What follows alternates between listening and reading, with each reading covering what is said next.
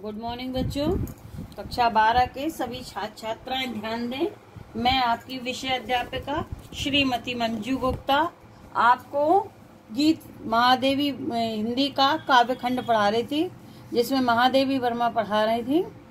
इनका गीत नंबर 2 मैं आपको पढ़ाने जा रही हूँ। पहला गीत मैं आपको पढ़ा चुकी, जिसका पहला पैराग्राफ पढ़ा रही हूँ, जो कि दीप शिखा नामक रचना से लिया गया है, जिसको आप ध्यान से सुने, समझें और उससे पूछे गए प्रश्नों के उत्तर को दें।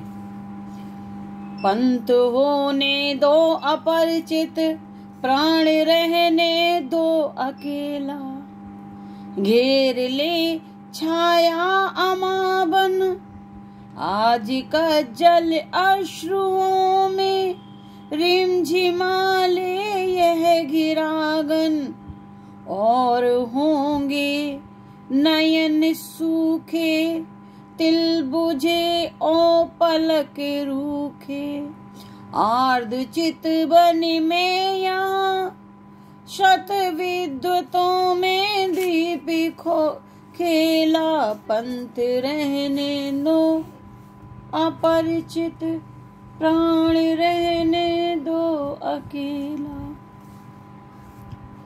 इस पैराग्राफ में महादेवी वर्मा जी कहती हैं कि साधना का पथ अपरिचित है और इस पथ पर अनेकों कठिनाइयां हैं। उन कठिनाइयों का विवरण देती हुई महादेवी वर्मा जी अपने प्राणों को या साधक को संबोधित करते हुए कहती हैं, पंथ होने दो अपरिचित, प्राण रहने दो अकेला। पंथ होने दो अपरिचित, पंथ माने रास्ता। यदि हमारी साधना का पथ अपरिचित है तो उसे अपरिचित ही रहने दो, प्राण रहने दो अकेला। और उस मार्ग के पथिक के प्राण यदि अकेले हैं तो उन्हें अकेले ही रहने दो। यदि उस मार्ग के पथिक के प्राण अकेले हैं तो उसके प्राणों को अकेला ही रहने दो। फिर से देखिए, महादेवी वर्मा जी कहती है, साधना का पथ यदि अपरिचित है तो उसे अपरिचित रहने दो। यदि मार्ग में उस पथिक साधक पथिक के प्राण अकेले हैं तो उन्हें अकेला ही रहने दो। घेर ले छाया अमावन, घेर ले छाया अमावन, और आज कज्जल अश्रुओं में रिमझिमाले यह गिरागन। घेर ले छाया अमावन।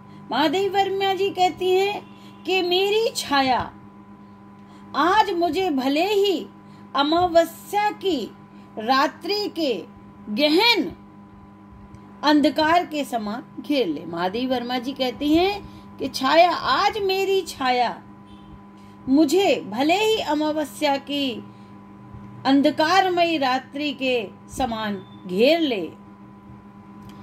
आज मेरी काजल लगी आंखों से, आज कज्जल अश्रुओं से, आज मेरी काजल लगी आंखें भले ही बादलों के समान अश्रु वर्षा क्यों न करने लगे। घन माने बादल। आज मेरी काजल लगी आंखें बादलों के समान अश्रु वर्षा करने लगे, और होंगे नयन सूखे। बच्चों, यहाँ अंडरलाइन करना है, तो अंडरलाइन क्या है? ये वाली लाइन है, घेर ले छाया अमावन, घेर ले छाया अमावन, आज कज्जल अश्रुओं में रिमझिमाले ये घिरागन। ये अंडरलाइन है, जिसकी मैंने आपको बताई थी कि चाहे महादेवी वर्मा जी कहती हैं, चाहे मेरी छाया मुझे भले ही अमावस्या की रात्रि के गहन अंधकार के समान घेर ले, चाहे मेरी काजल लगी आंसुओं से बादलों के समान घनघोर वर्षा क्यों ना होने लगे। फिर भी महादेवी जी कहती है, चिंता करने की कोई आवश्यकता नहीं है, और होंगे नयन सूखे, तिल बुझे और पलक रूखे। महादेवी वर्मा जी कहती हैं, ये मेरे नेत्र नहीं है, और होंगे नयन, वे कोई और ही नेत्र होंगे। इस प्रकार की कठिनाइयों को देखकर जो आंखें सूख जाती हैं, तिल बुझे, और जिनकी तिल माने चेतना, जिनकी तिल बुझ जाते हैं, जिनकी चेतना शांत हो जाती है, और पलक रूखे, और जिन आंखों की पलकें रूखी सूखी हो जाती हैं, वे मेरी आंखें नहीं हैं, वे कोई और आंखें होंगी। आर्द्र चितवन में यहाँ शत विद्युतों में द्वीप खेला। महादेवी वर्मा जी कहती हैं, इस प्रकार के कष्टों के आने पर मेरी चितवन आर्द्र बनी रहती है। आर्द्र माने गीली, मेरी आंखों में आंसू बने रहते हैं, मेरी चितवन आर्द्र बनी रहेगी, क्योंकि मेरे जीवन रूपी द्वीप ने शत विद्युतों में द्वीप खेला। मेरे जीवन रूपी द्वीप ने सैकड़ों विद्युतों में भी खेलना सीखा है, अर्थात कष्टों से घबराकर पीछे हट जाना मेरे जीवन द्वीप का स्वभाव नहीं है। फिर से देखें, और होंगे नयन सूखे, वे मेरे नेत्र नहीं हैं, वे कोई और नेत्र होंगे, जिनके नेत्र मार्ग में, साधना के पथ के मार्ग में आने वाली कठिनाइयों को देखकर सूख जाते हैं, जिन आंखों के तिल बुझ जाते हैं और जिनकी पलकें रूखी सूखी हो जाती हैं, वे मेरे नेत्र नहीं, वे कोई और नेत्र होंगे। इस प्रकार के कष्टों के आने पर आर्द्र चितवन में यहाँ शत विद्युतों में द्वीप खेला।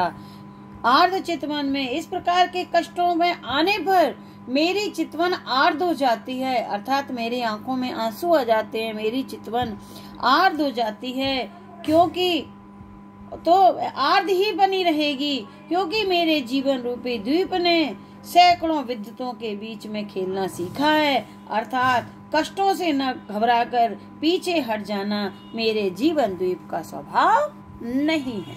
बच्चों, आज मैं जो है यहीं तक पढ़ा रही हूँ, आगे कल पढ़ाऊंगी। कुछ प्रश्न हैं जिसके उत्तर आपको देने हैं।